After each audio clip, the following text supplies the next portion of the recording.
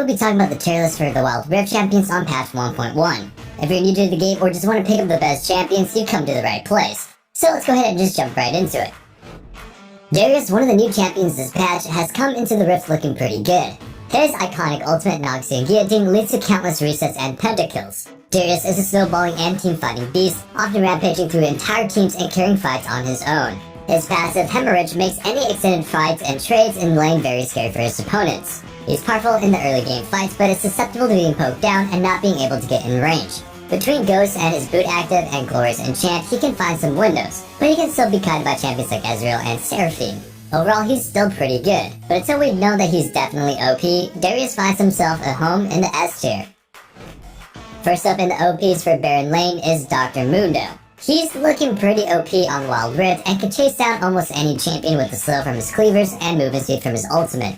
His laning is very hard to punish because he can safely farm and poke from his range with cleavers, and it's always healing back to full with his passive.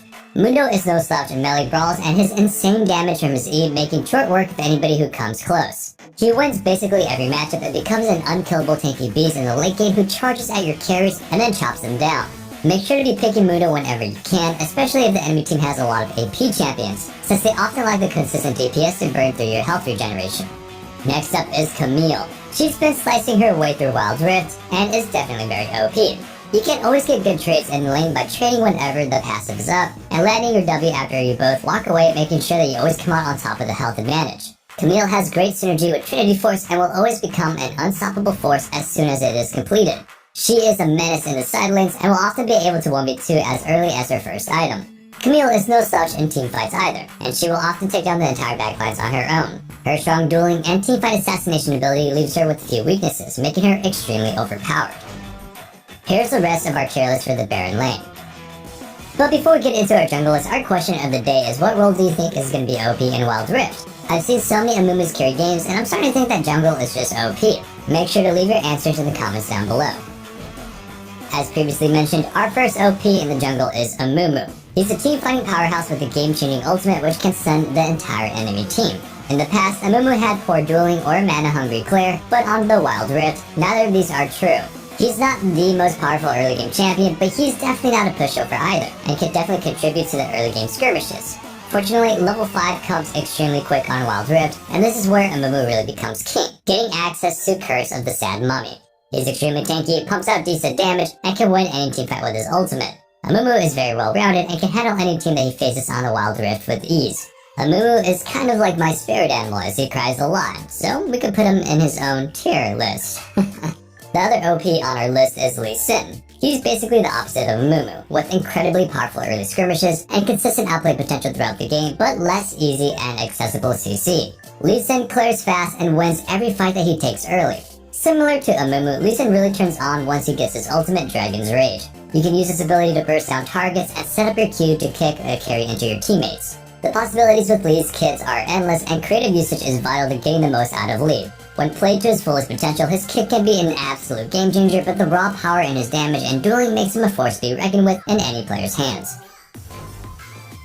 Here's the rest of our tier list for the jungle. Everyone's favorite pop star Seraphine has found herself at the top of the tier list on Wild Rift. Between her Q, poke, and enhanced passive autos, her laning can be incredibly obnoxious, and she only gets stronger when she links up with her allies. Her supportive capabilities are so strong, and she pumps out damage and slows constantly. Her ultimate beat drop also sets up her own kit nicely, but best of all, it clumps up the enemy team for your allies to combo on top of, making her a very potent teamfighter. She's strong throughout the entire game and has it all: damage, CC, laning, teamfighting, and buffs for her teammates. Her only weakness is to assassins, and that brings us to the other OP that we have for you today. Zed is excellent at killing any squishy champions wherever they hide on the Rift, and making sure that they just don't get to play the game. Common theme throughout the list is that champions with powerful ultimates are strong because they get them so early, and that's also true for Zed. While he can farm safely using his Q, he really comes online with Deathmark. Zed's all-in with Ignite ultimate is crazy good and requires heavy outplay to not die to, but even if you don't die the first time, Zed can get his ultimate again shortly and then go for that one shot again. His access to backlines is unparalleled, and dodging his shurikens on the Wild Rift is very hard, making his one-shot super reliable. No carry is safe from Zed, and his combo is pretty easy to execute. Here's the rest of the mid lane tier list. Draven, the other blood brother, is now new on the Wild Rift. He's an axe jungling micro-intensive laning king and can often blow open games with a small advantage in the lane. His damage is insane, and his burst from his axes and ultimate can often secure kills in a single CC during laning phase. Draven has potential to deal very high DPS, but often struggles to consistently juggle axes when the enemy divers are threatening him. He has movement speed on his W and self-heal on his E to keep himself alive, but champions like Zed and Camille will find it pretty easy to stick to him through these. He's pretty powerful if he can get ahead and run the game, but for the moment, bruisers are making him really hard to be successfully played.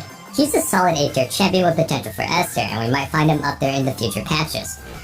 First up in the OP rank for ADCs is Ezreal. There are so many terrifying assassins and bruisers running the Rift, and being able to do damage from range and keeping yourself safe with the Arcane Shift is incredibly valuable. Ezreal's lane is very hard to punish, as he can always farm from range with his Q, and if he's not being punished, then he's poking you with his Q, making it very hard for you to CS. Ezreal spikes hard after he finishes Manamune and his Sheen item of choice, taking over games with impressive consistency. Since Ezreal has access to an escape, you can play more aggressively than other immobile ADCs, which leads you to push his advantage even further. His damage output is crazy when you land all your skill shots, and if behind you can opt for an Iceborne Gauntlet, giving him a nice amount of utility. He's the most versatile marksman and one of the most powerful solo carries on the Rift. Jhin is our other OP ADC. Similar to Ezreal, he's able to damage from range with his ultimate, but instead of getting a gap closer, he comes loaded with a more upfront burst and extra utility from the root on his W. Jhin is great at supporting his teammates without being in harm's way, but he's also a potent carry when ahead, bursting down enemies who dare to step in his way.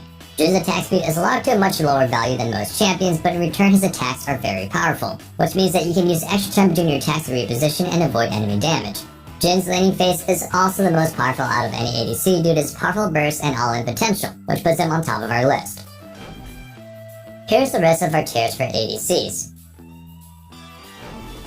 Once again, Seraphine tops another tier list. She's strong as a support for the same reasons she's strong as a mid laner, but there's a few extra points that make her especially potent in the dragon lane. Coming up, she's in a dual lane, which means every cast grants her more nodes, which empower her next basic attack. Her laning as a support is incredibly obnoxious, and her slow, root, and charm all set up her ADC very well. She's especially potent with Misfortune and Ezreal as they can combo their ultimates with hers. Between Exhaust, her W movement speed and heal, and the CC from her kit, she's also extremely hard to kill, and similarly to the mid lane Seraphine, she scales into an extremely potent team fighter. She's the best at enabling her team, and she has very few punishable weaknesses, which makes her so OP. The other OP that we have for the support is Alistar. This bull has been rampaging through the Rift, and it appears to be very OP. In League of Legends, Alistar's weakest point was always his first 2 levels. These levels go extremely fast on the Wild Rift and are far less important, so his main weakness is basically avoided completely. Pulverize is one of the best abilities in the game, and Alistar will often be pumping out multiple multi-man knockups in a team fight. His ultimate Unbreakable Will also makes him extremely tanky without items. Here's the rest of our tier list for support. And that's gonna wrap up our tier list for the Wild Rift champions. Don't forget, if your favorite champion isn't a high tier champion, most champs on the Rift are fairly similar in effectiveness, and you can make them work. We hope this video was helpful for all of you who are starting to look to climb the ladder in ranked, and also for anybody who just need a few extra wins to get to that next division.